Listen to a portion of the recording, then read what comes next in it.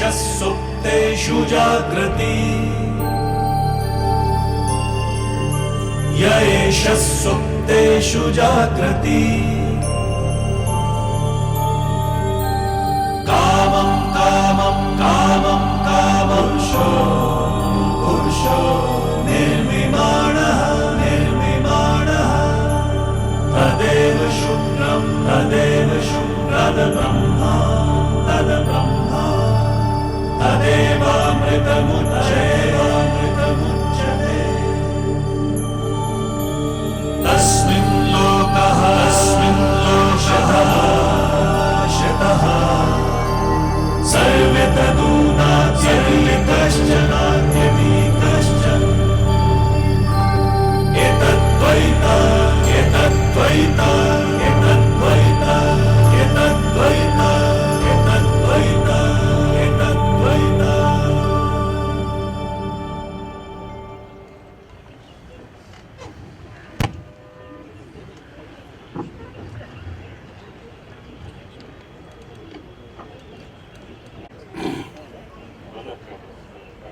Esteemed Speaker of the evening,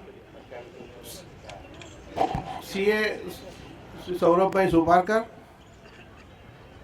President of Chairman of Ahmedabad branch, Vikas Jain, President of AGFTC, my friend Durgesh Buch, Secretary of the Ahmedabad branch and CA Association, Nirav Choksi, and my dear friend Jainik Vakil, Secretary AGFTC, and all of you. Now, if I start with a question that what is common between Dhirubhai Ambani, Nani Palkhiwala and Saurabh Bhai, they will all you will all know that these are the three people who can fill a stadium for non-sporting activity. Normally sports attract huge crowds, but we are fortunate that in Ahmedabad we have Saurabh Bhai who can do equally better, good or even better. Annual budget is a major event for all chartered accountants, all commercial professionals, and trying to understand the intricacies of the budget is always a difficult task. We all try to find out what are the main provisions of the budget on the day it is presented in Parliament, and subsequently for a couple of days we try to see what the others have to say, what other experts have to say. But the final stamp of authority is with Saurabh Bhai. And when we hear him speak on the budget on 4th or 5th of March, only then we all feel confident that હવે આપણા પ્રોફેશનમાં આપણે well equipped છીએ. So I think that I don't need to say much about how good Saurabh Bhai is, we all know it. I am fortunate that I am here to listen to him. Normally, income tax is not a subject which I understand, and I may be one of the few chartered accountants who doesn't fill up his own income tax return. But it is always a pleasure getting to know income tax from Saurabh Bhai. So I am sure that you all are very eager to hear what the budget has in store for all of us. And I request Saurabh Bhai, before I do that, I'll request the chairman of Ahmedabad branch, Vikas Jain, to present a bouquet to Saurabh Bhai.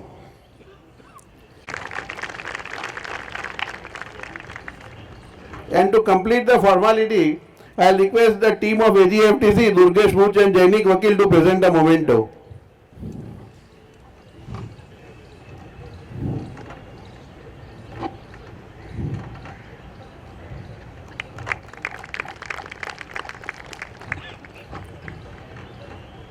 And now I request Saurabh Bhai to present his speech. Thank you.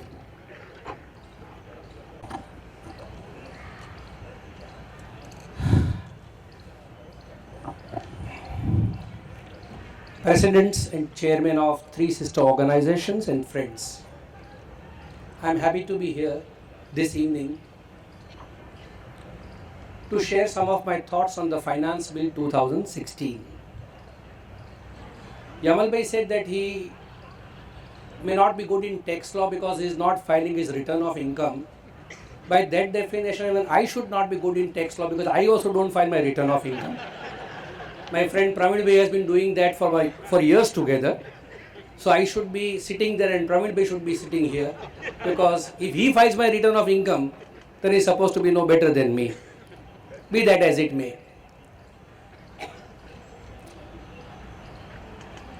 Finance Bill 2016 in relation to direct taxes runs into 52 pages and it has 160 amendments. Even if I were to discuss these amendments very briefly, I am sure the three presidents would have to arrange for tomorrow morning's breakfast, if not tomorrow's lunch. I have no desire to do that. What I propose to do is, I would take up those issues which I believe affect one and all. There are amendments referring to certain specific sectors of the economy with which by and large taxpayers generally or even tax practitioners generally are not concerned. I would not be dealing with those provisions. There are some freak provisions which are rarely to be exercised. Those also I would not be dealing with. And certain small procedural issues which do not require much of discussion, I would be skipping them also. The reason being, I want to concentrate on about 35-40 amendments which are to my mind fairly important for being discussed. These are the amendments which would require some special examination of fact and the law. And I would suggest that these are the issues on which we must be a little more careful, because these are the issues which are likely to create complications at a future date. But before I really go to those clauses, two comments at the outset. The first, unlike the governments of past, I am no politician and I have no desire to praise or criticize the government as such. But this is one government that I have been finding, at least in the last 6 months, the government has been taking very active steps to be user friendly. The government has been taking steps after steps to ensure that unnecessary friction between the SSCs and department can be avoided and people can be trusted more for the purpose of their income tax disclosure and assessment. Let me take 3 or 4 examples. Now more and more interaction with the department, even at the stage of assessment, is expected to be non-personal by electronic mode, because visits to the department obviously would suggest things which are not necessarily very healthy. Government appoints a committee for the purpose of taking care to ensure that SSCs are not harassed. Accountability is for the first time being recognized as a good governance mode so that people are not harassed. The revenue decided to withdraw appeals with less than rupees 10 lakh or 20 lakh tax effect, and that too from a retrospective effect. In one day probably government ended up losing more than 1,000 crore of rupees, essentially to reduce the extent of limitation. Before new provisions are put in like ICDS or POEM, the comments of the taxpayers are being invited for the purpose of ensuring that to the extent possible injustice is not done. Last but not the least, on the day of budget, instructions are being issued that pending first appeal before the CIT appeal, no recovery if the SSC is prepared to pay 15% of taxes, which is a tremendously positive step taken by the government, considering the fact that every SSC who suffers addition has to undergo a severe problem because he is not getting stay from the first appellate authority or the assessing officer and ends up running from pillar to post. Considering this, I had a belief that the current finance bill would also show significant departure from the existing set of rules so as to probably charter a new course whereby SSCs can be comfortable in the matter of the tax assessments. One more reason why probably one could have been more buoyant or more hopeful would have been that this is the third budget of this government, and the couple of budgets hereafter are in all probably going to be budgets keeping in mind or keeping an eye on the forthcoming Lok Sabha election. It is probably for this reason that this budget contains large number of amendments. To a significant extent, they are either in for the benefit of the SSC or for the purpose of streamlining the process of assessment and collection of taxes. Please see, interestingly, barring one which is very insignificant amendment, there is not a single retrospective amendment against the SSC. Not one retrospective amendment. There are a couple of retrospective amendments in favor of SSC, but not a single retrospective amendment against the SSC. This itself shows that even where the government finds that we have lost on a particular issue, they are prepared to take hit. Thus far, no further, will amend the law hereafter. This has been, therefore, in my view, a very pleasant aspect of the current finance bill. As I said, a large number of amendments are because of the fact that it touches upon various issues. Some of them are not really material for our purpose. So let me now start with the issues which I believe are important from our angle. I would go clause by clause so that I may skip few clauses in between because I don't intend to touch them, or at least not now. At the end, maybe time permitting, I'll touch upon some of the issues which I might have left. But otherwise, I would be dealing with major issues. First, Section 2, Clause 34 is sought to be amended with Section 115 BBDA. The proposal is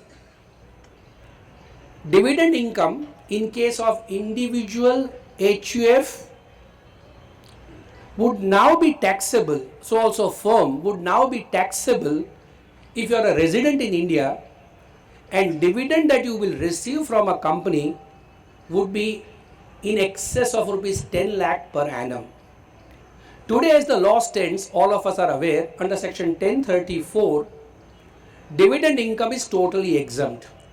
It is totally exempt not because government wants to, so to say, exempt dividend income. It's already taxed twice over. First, in the hands of the company when it earns income, as in by of corporate tax, and at the time when the company distributes dividend, under Section 115O, company pays dividend distribution tax. So income is already taxed twice, one in the hands of the company, and second again in the hands of the company when the dividend is being distributed. There has been shuttlecock back and forth between who shall be paying tax on dividend. Company would be paying DDT or shareholder will be paying normal income. For the first time, however, now we find the provision that once company pays dividend after paying dividend distribution tax, the shareholder will still be liable to pay tax provided he has dividend income in excess of rupees 10 lakh. Again, I may not have a very serious problem there. This is okay. In the sense it is being criticized, people have a lot of issues there. What is more problematic is something different and which is not really being highlighted so far. What is more important is the provision that is now proposed is against this dividend income, SSC shall not be entitled to claim any expenditure or allowance.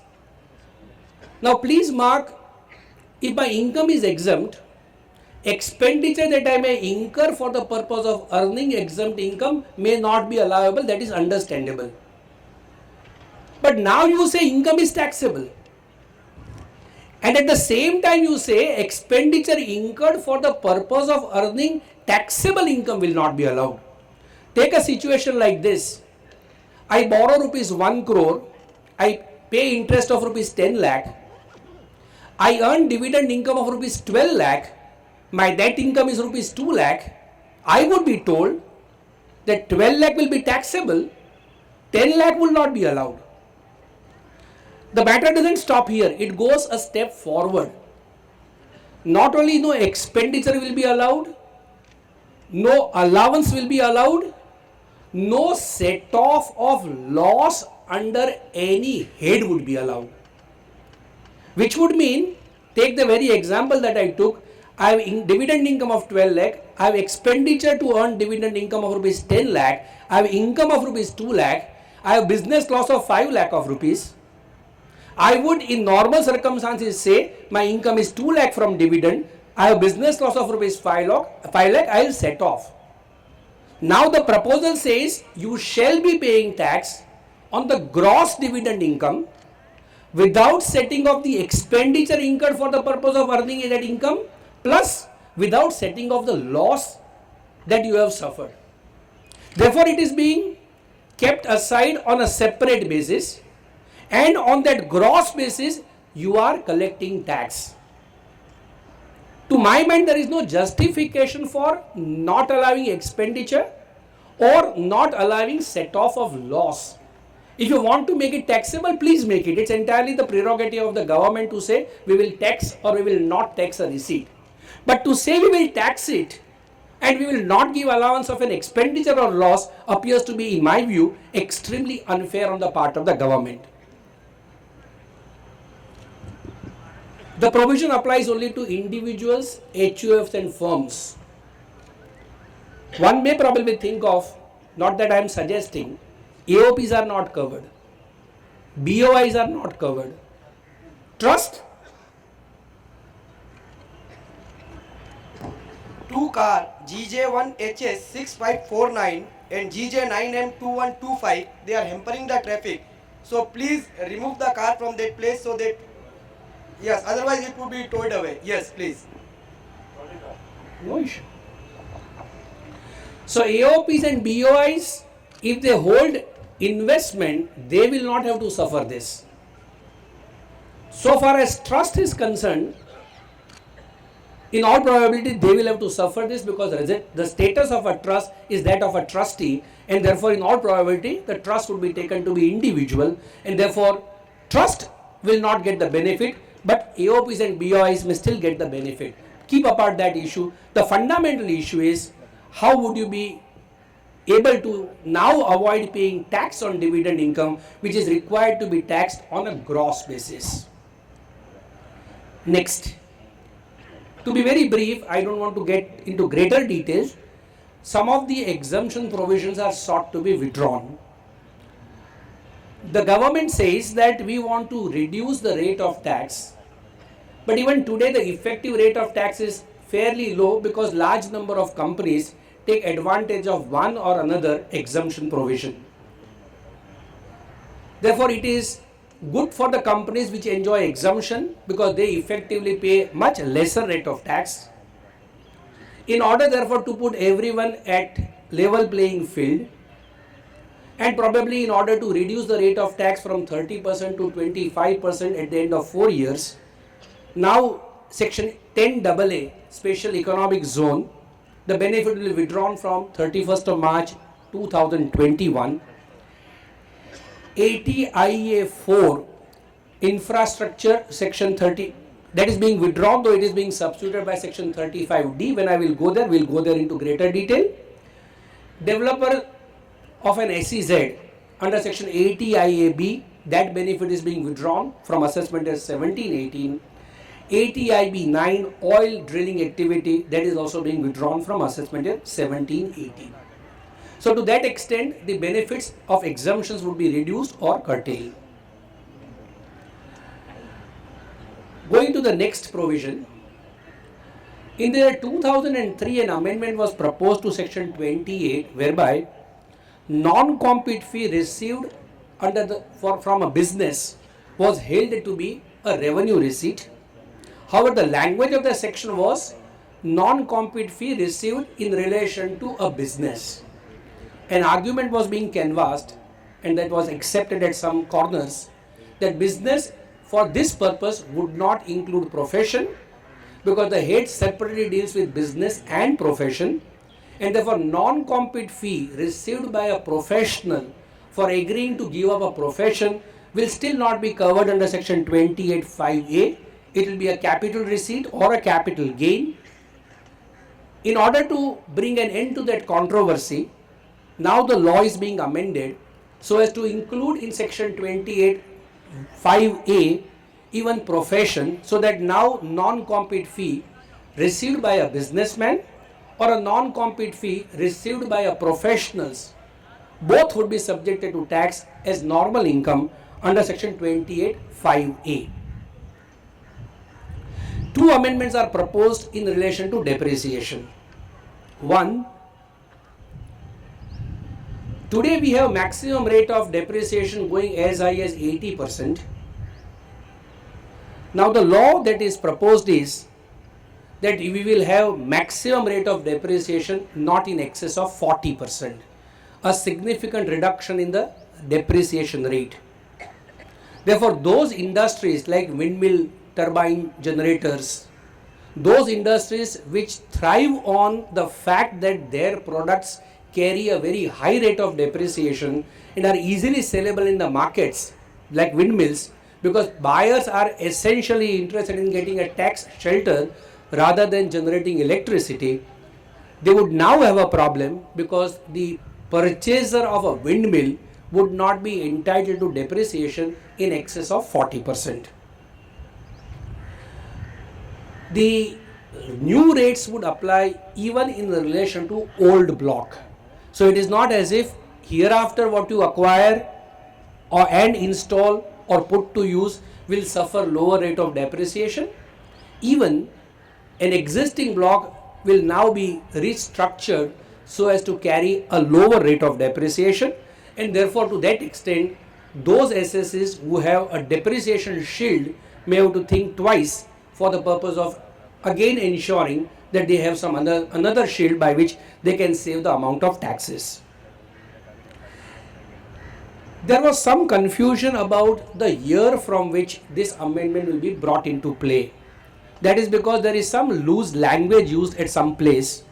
However, it appears to be very clear that this will apply in relation to assessment year 17-18, and therefore assets acquired on and from 1st April 2016 would also have to suffer depreciation at a lower rate. Only when the rules are prescribed will come to know in greater detail, but that appears to be the intention today. The second and reasonably insignificant amendment in the matter of depreciation is that today you get depreciation, which is additional depreciation on the in relation to electricity industry. It is not available to transmission companies. It's available to generating companies, it is available to distribution companies, but not to in-between transmission companies. Therefore, the law is being amended that even transmission companies would be entitled to additional depreciation. There is one very important and interesting amendment under section 32AC, the new avatar of investment allowance. Section 32AC says that where an SSC, who is a manufacturer, etc., acquires and installs new plant and machinery in excess of rupees 25 crore, he would be entitled to special deduction at the rate of 15% of the cost of the plant installed. Now the language of the section is acquires and installs. Do I need to satisfy both conditions in the 1 year itself? Because it is likely, in fact more than likely, that when we are talking about installation of plant and machinery worth crores of rupees, you may be installing in year 1, though you might be acquiring in an earlier year. The activity of acquisition may start in year 1, installation may go on in year 2, ultimately the installation may be over in year 3. If the section is interpreted to mean that acquisition and installation, both conditions are required to be satisfied in the very year, you will get benefit in none, because in year 1 you have acquired but not installed, in year 2 or 3 you have installed but not acquired. There was some confusion in relation to this provision, and there was a litigation or litigations going on at different levels. Now the law is being clarified that you can have a year different than the year of acquisition for the purpose of claiming deduction in relation to installation. So you may acquire in year 1 but install in year 2 or year 3 and you will still get the benefit of section 32 AC. Which is the year in which you will get the benefit? And here the section now proposes is you will get the benefit in the year of installation. I would have wished they would have said year of acquisition, the reason being it is the year of acquisition where the money goes out and probably you will require a deduction in that year. But maybe the idea may be that 32 AC is a supplement to depreciation, and if it is supplement to depreciation till the asset is put to use, you do not get depreciation. They probably do not want to give the benefit of 32 AC even before section 32 benefit starts ticking in. Be that as it may, that's a small issue. The important issue is section 32 AC now stands clarified that even if the year of acquisition and year of the installation is different, you will get the benefit, and you will get the benefit in relation to year of installation. What is more important is the benefit of this section as the language stands today ends on 31st of March 2017. So what is the position is that you have to acquire at some point of time earlier and install by 31st of March 2017. Which would mean that though the provision is not expressly made retrospective, it is not stated it is retrospective. However, the way in which the provision is being amended, one can easily argue, and I have no doubt in my mind, the same would be taken to be retroactive in nature. So even if you have installed in 15-16 or 14-15, now the section says so long as you complete installation by 16-17, you will get the benefit. And therefore, to this extent, it is putting an end to a reasonably large level of litigation in relation to new plant and machinery. The next change proposed is under section 35. Section 35 is a section where an SSE gets certain benefits in relation to research and development. Broadly stated, SSE gets weighted deduction under section 35 in relation to various donations, contributions or expenditure. The idea is to reduce the weighted deduction and give only benefit of normal deduction. So wherever the weighted deduction was very high in the current year, the proposal is to scale it down over a period of years. Wherever weighted deduction was not very high, they have decided to scale it down to normal expenditure immediately. Section 35(1)(2) Research Institute contribution, today it's 175%. So proposal is next year onward, assessment is 17-18, it will be 150%. In AY 21-22, it will be brought down to 100%.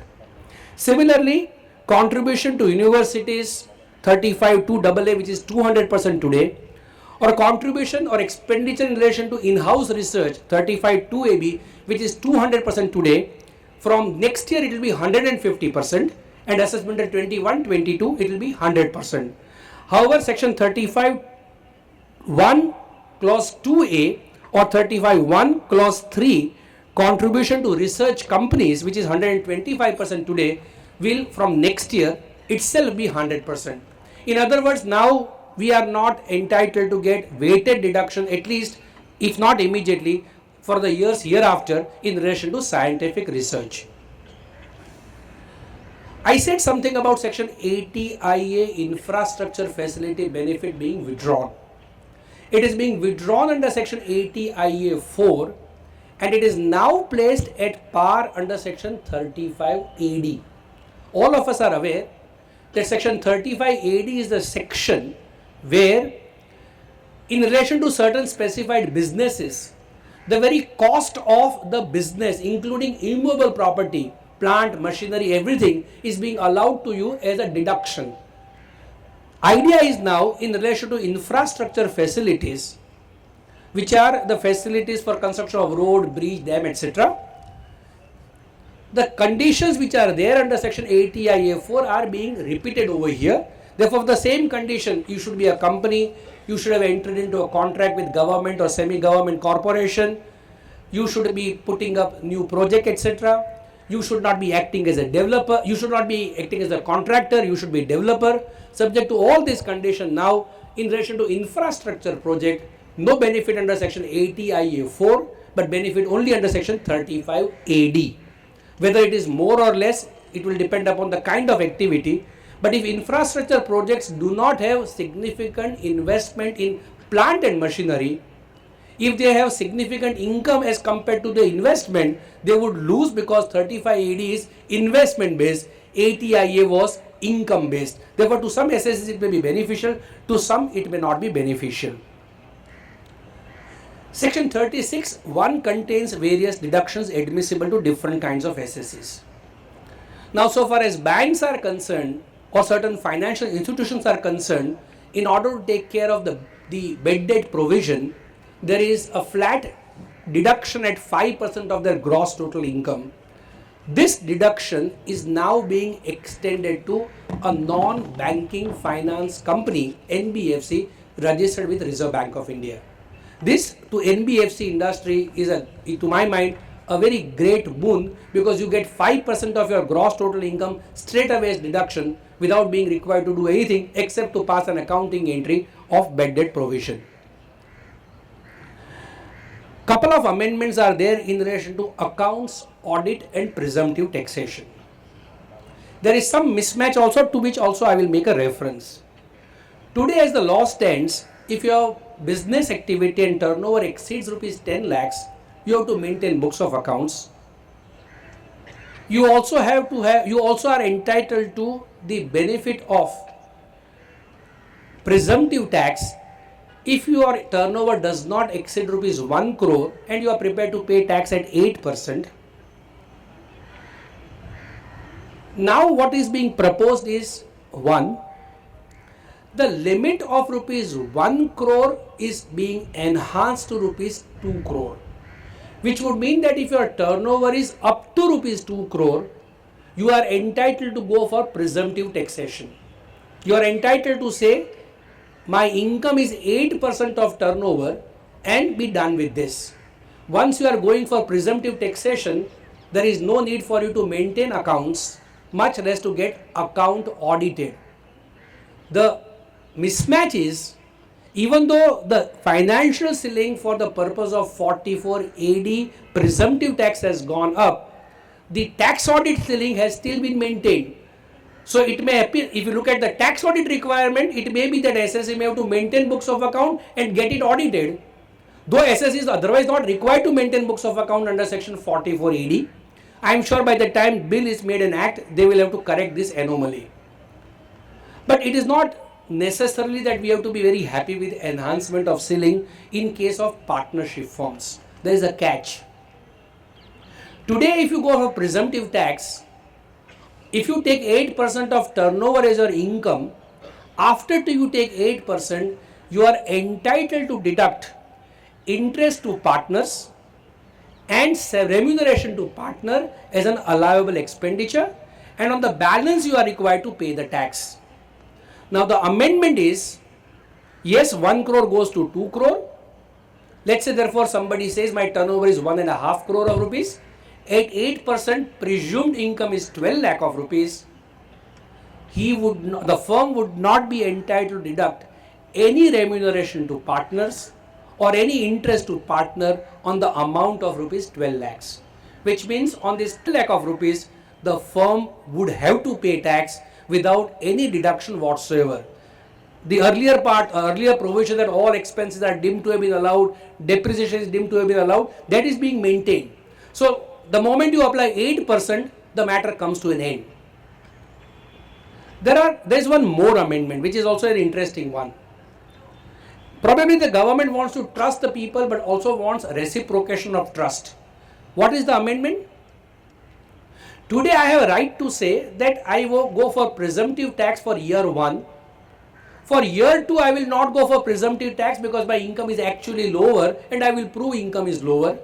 Years 3 and 4 again I will go for presumptive tax. Year 5 my income is lower and I will again prove my income is lower, I will not go for presumptive tax. So I will adopt one or another according to my convenience. Nothing wrong in it, but the law is I have a matter of choice. Now the proposal is, once you make a choice of not going for presumptive tax, for 5 years you will be debarred from making a choice. So suppose you say this year I have a presumptive tax, fine. Next year also presumptive tax, fine. Third year you say there is a huge downfall in the market, I have not earned 8%, I will rather file my return of income and show my income is only 4%. No problem, your choice. But once you take up that position in year 3, for 5 years thereafter, you cannot say, now I will not maintain books of account, I want to go back for presumptive tax. So probably this is an incentive to the SSC that even though your income may not be as high as presumptive tax in a particular year, take a choice or take a decision, make a choice. Would you like maybe in this year to pay a little more tax to have a little more clarity for 5 years, or you want to have the position of assessment normally and then for 5 more years to have normal provision. Similarly, 44ADA is a new provision which is being introduced in relation to presumptive tax for professionals. Iswar committee had recommended that up to rupees 1 crore for professional, you should have this presumptive taxation, and presumption should be that 33% of the receipt is income. The proposal which is now being modified and accepted is professionals having receipts up to rupees 50 lakh would be entitled to go for presumptive taxation, but presumption in their case is the profit is or the income is 50% of their income. So if your income is receipt is 40 lakh, you have to pay tax on rupees 20 lakhs. And here again that 5-year block is also anticipated. So if as a professional you say I will pay tax this year on the presumptive basis, fine. Next year if you choose to go out of presumptive taxation for 5 years, you have to necessarily go out. You can't say in the 3rd year I will come back in the presumptive taxation regime. The next amendment to my mind is an amendment which is in any case not a very significant amendment. Today under section 4713B, if you have to convert a company into LLP, you can do so without paying taxes provided you satisfy 6 conditions. The 6 conditions are such that in 99% of cases you cannot comply with all 6. The major problem being a condition that in the immediately preceding 3 financial years, your turnover should not have exceeded in any of the years an amount of rupees 60 lakhs. Now as if this was not enough, a 7th condition is being proposed. And the 7th condition is that company which is being converted into an LLP should not be having in any of the 3 financial years immediately preceding the year of conversion the assets in excess of rupees 5 crore. Now therefore if you are talking about a company not having assets worth rupees 5 crore, in fact you are talking about very tiny company. Now whether that tiny company takes benefit of conversion under 4713B or otherwise would hardly make any difference, but this is one additional condition attached. So as it is 4713B was hardly being used, now there will be far lesser chances of using 4713B. One very important practical amendment under section 50C which they had forgotten to make 3 years back or 2 years back. Today the law is that if I sell an immovable property which is a capital asset at a price below the Jantri rate, circle rate, then though I have received amount which is below the Jantri rate, for the purpose of computing capital gain, the market rate would be the Jantri rate and not my consideration received. Let me take a simple example. The Jantri rate for a piece of property is rupees 80 lakh. I am selling the property for rupees 50 lakh. Section 50C says though you have received 50 lakh, for the purpose of computing capital gain, assumption is you have received rupees 80 lakh, pay tax on that basis. Now today I am selling property for rupees 50 lakh, though it has market value of 80 lakh, not because I have entered into an agreement today. It's likely that I may have entered into an agreement to sell 4 years back when the Jantri price was 40 lakh of rupees. So considering Jantri rate of the year in which I have entered into an agreement to sell, I am still receiving a higher price. But the law did not permit you to substitute for current Jantri rate, earlier Jantri rate in the year of agreement to sell. 2 years back, when they introduced a similar provision in relation to stock in trade, section 43 CA, they introduced an exception to this. In fact, in the budget speech of that year, I had stated by error they have not brought in an amendment in 50C. Now they have corrected the error. Proposal is that if SSC sells a property in the current year, and if he receives price which is below the Jantri price for the current year, if he can show that sale today is pursuant to an agreement to sale entered into in an earlier year, and the Jantri price of that earlier year is lower than the price being charged by the SSC, then section 50C will not apply. In other words, the proposal is, for the purpose of 50C, if you are selling property today pursuant to an earlier agreement to sell, the Jantri of earlier year of agreement to sell will be seen and not the date of the sale deed. There is a catch, and I am not saying government is not justified, but the catch is so that people may not show agreement of a back date.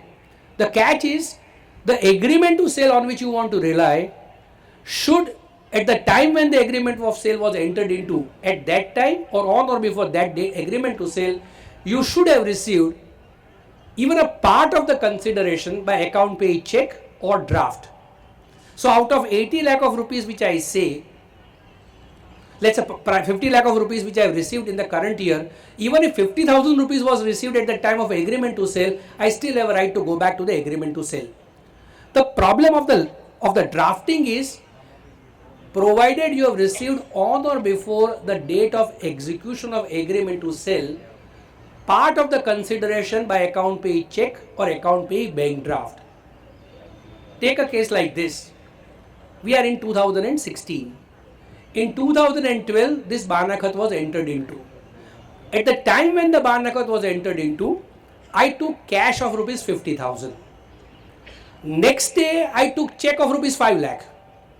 And let us assume within 1 week thereafter, I received the full consideration, only sale deed was not executed. Now, because I did not receive check on or before execution of the agreement, I would not be entitled to go back to the year of execution of agreement to sell.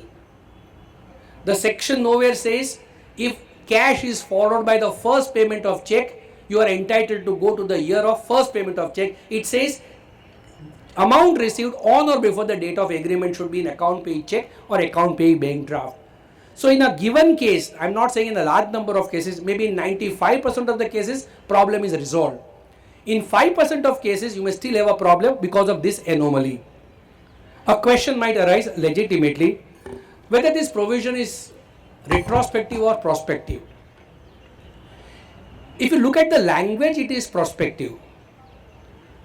But there have been provisions which have been amended in past, like 40A, 1A, so on and so forth, where the provisions were introduced for the purpose of relieving SSC of a genuine bona fide prejudice, or it was in the nature of giving some concession or relief.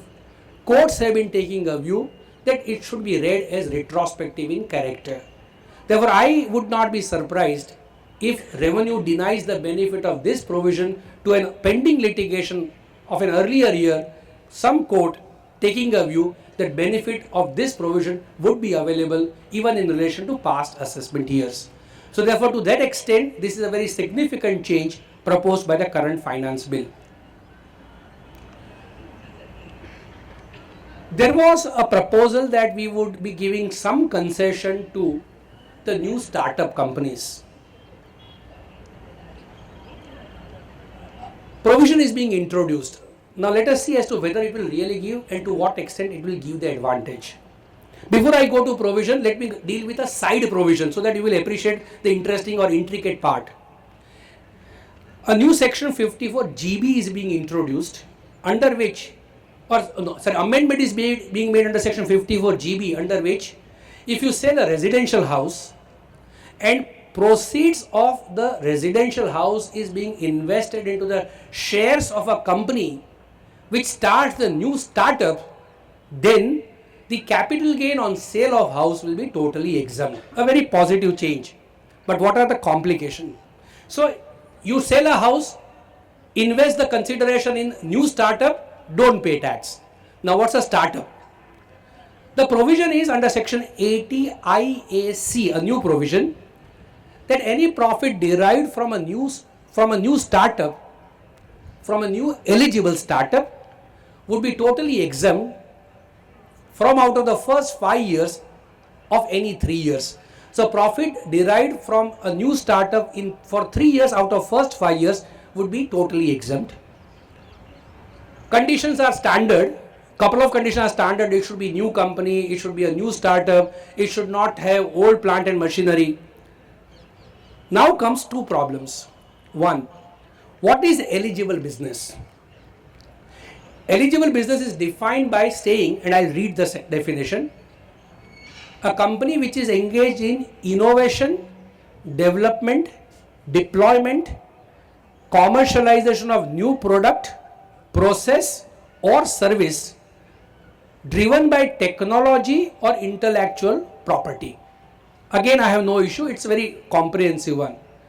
But then you have to have a certificate of eligibility from Inter-Ministerial Board of Certification. I do not know whether Finance Minister and Law Minister and the Infrastructure Minister will sit together in Delhi to start handing out these certificates. More so for when we go to the subsequent issues, is it something which is of such a great extent that you require inter-ministerial cabinet meetings? Because our experience has always been that whenever you are entitled to a certificate, entitled to benefit based on some such high level certificate, it's hardly available. By the time you get certificate, the eligibility period is over. But what is the more problem and what is the interesting part? It's available to an eligible startup. Now what is an eligible startup? You should be a new company, no problem. Second, you should not exceed turnover of rupees 25 crore in any of the years up to March 2021. So the moment you cross turnover, you are not a startup. If you are not startup, all benefits will go away, including the benefit which you have saved of capital gain on sale of your house. So my turnover is, let's say, 24 crore. I have a choice to make. Should I make a sale of rupees 26 crore or should I not make a sale? Then I will wonder, if I make a sale of 26 crore, I will have to pay income tax, including on the sale of my residential house. Why should this be a provision that a startup cannot have a turnover of more than rupees 25 crore? Today 25 crore is not such a huge amount that people will make money, rightly or wrongly, to a great extent. In any case, if you believe that people will show profit of a startup without there being a profit by unnecessary and illegally adding income thereto, your assessing officer is there to verify whether profit is derived from startup or not.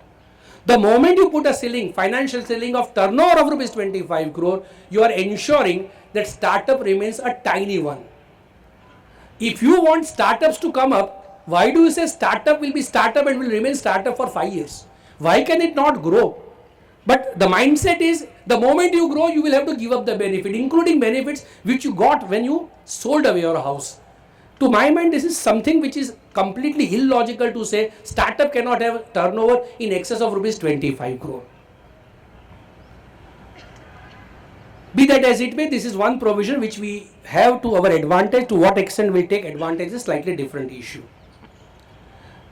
Going to now another important amendment in the form of introduction of section 80 IBA.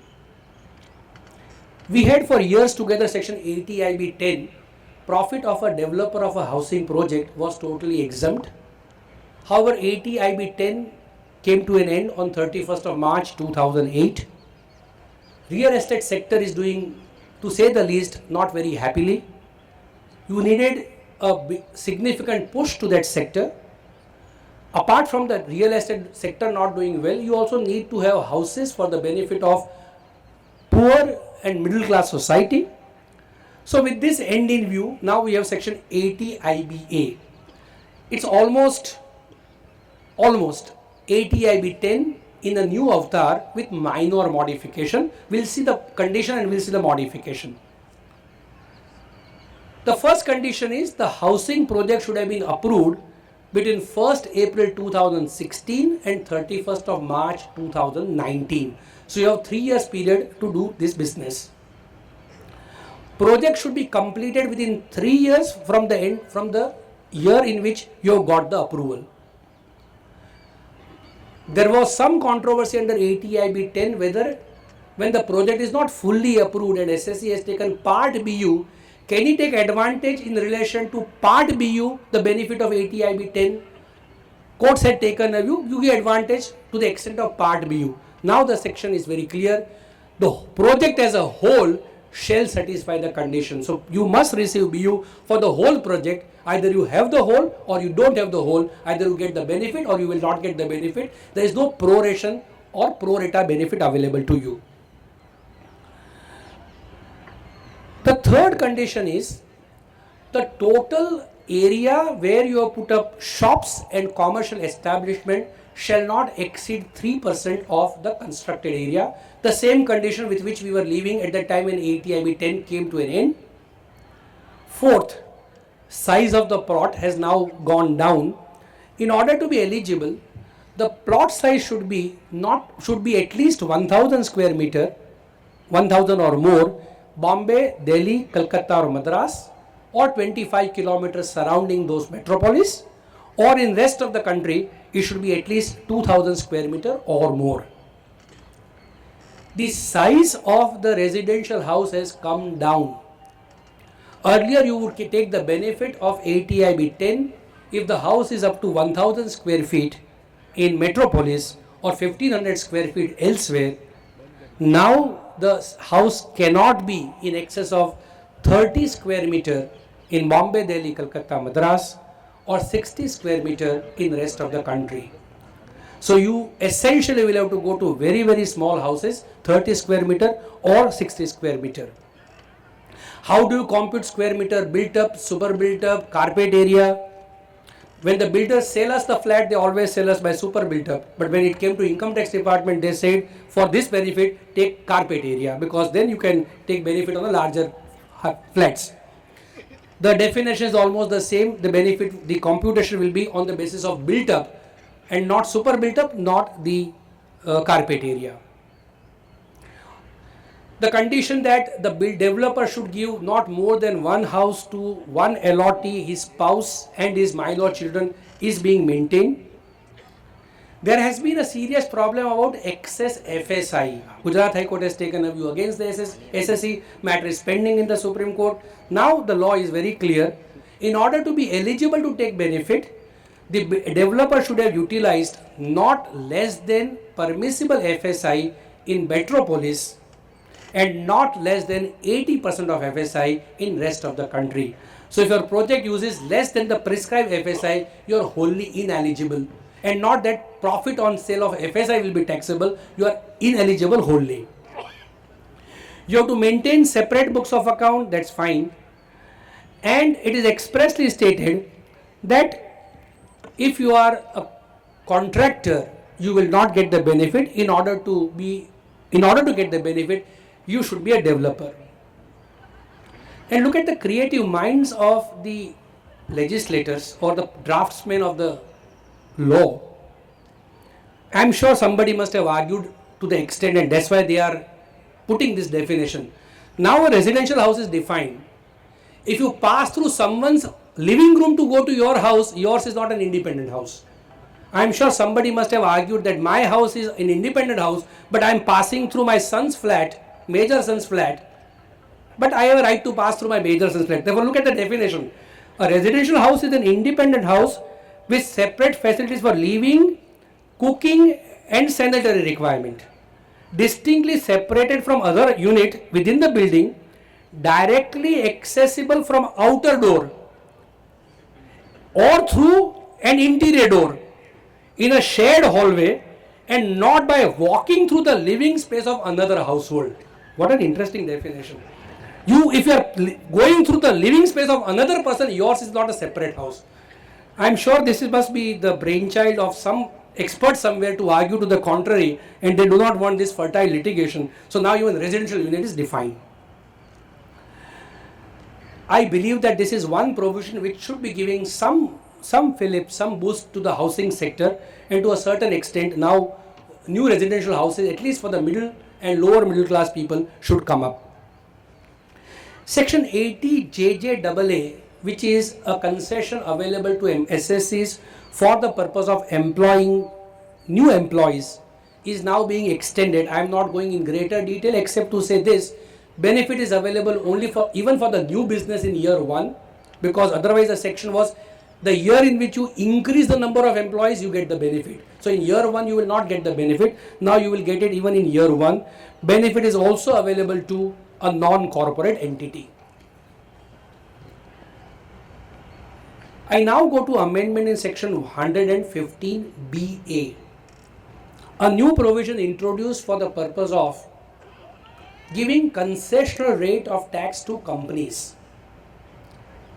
Again, I am not very sure which companies will really like to go for that. Let's see what it is.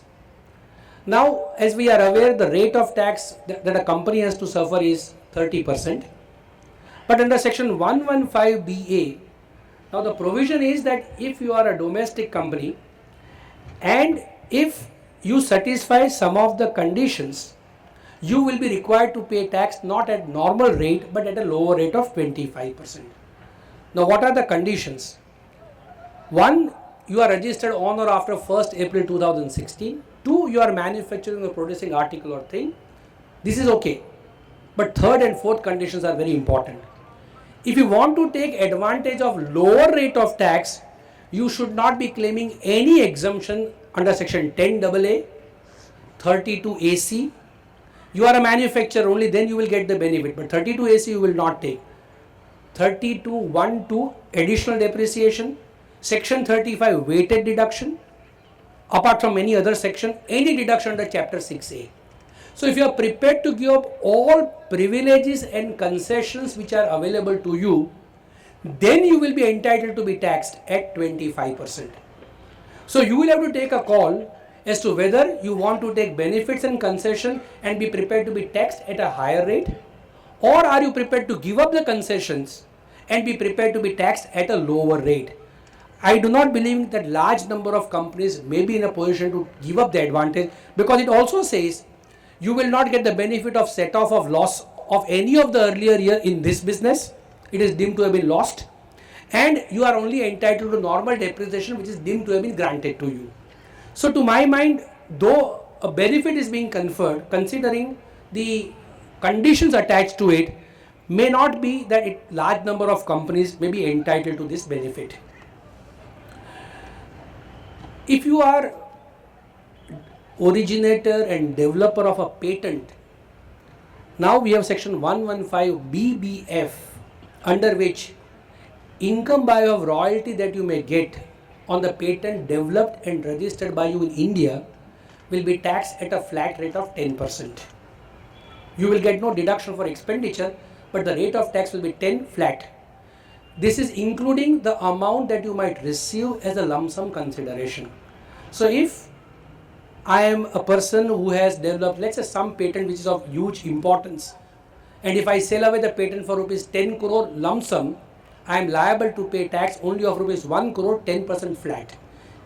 So this is one advantage which is being given.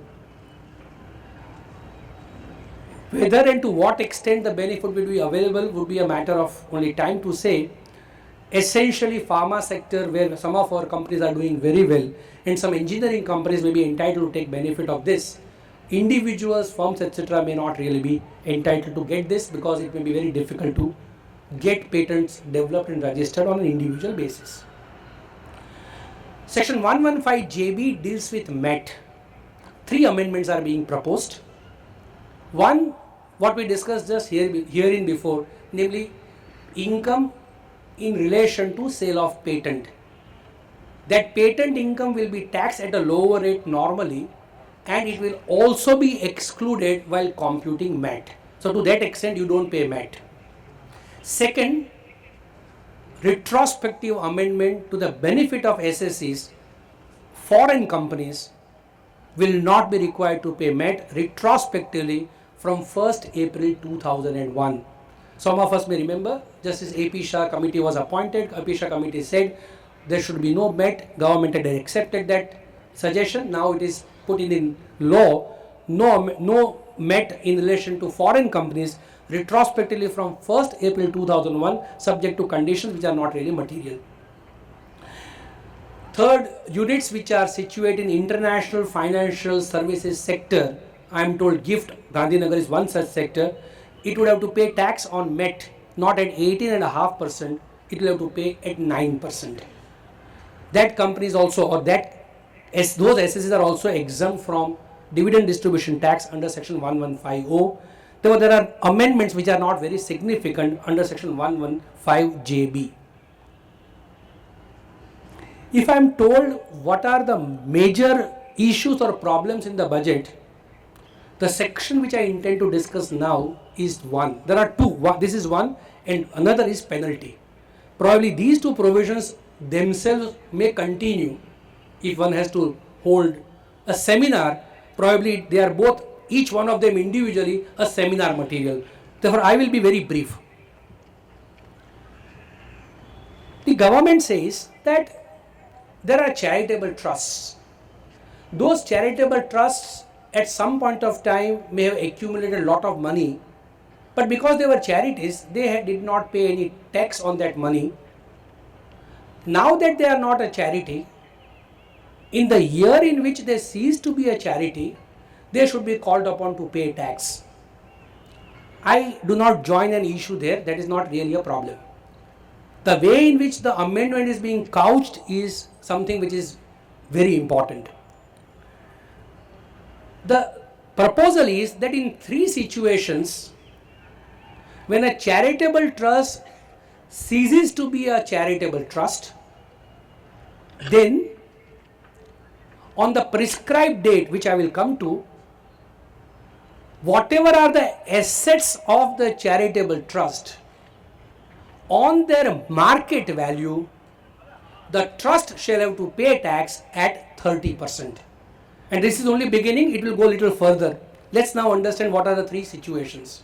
One, where the charitable trust converts into a form not eligible for deduction under section 12AA. Again, I have no issue. If a charitable trust voluntarily says, I will now be a not charitable trust, I will be a commercial organization. A hospital says, we will not treat the patients now on a charitable basis, will become a company registered under the Companies Act, will start distributing dividend, fine. You pay, you get yourself converted into a non-charitable entity. Second, when a charitable trust merges with another entity which is not eligible for registration under section 12AA. So a charitable trust goes to another entity which is not a charitable entity. Again, no issue. Third, charitable trust is dissolved and within 1 year of the dissolution, its assets are not transferred to another charitable trust which is registered under section 12AA. Again, I have no issue. Trust is dissolved. You have to transfer the assets of the trust to another charitable trust within 12 months, failing which you will have to pay tax.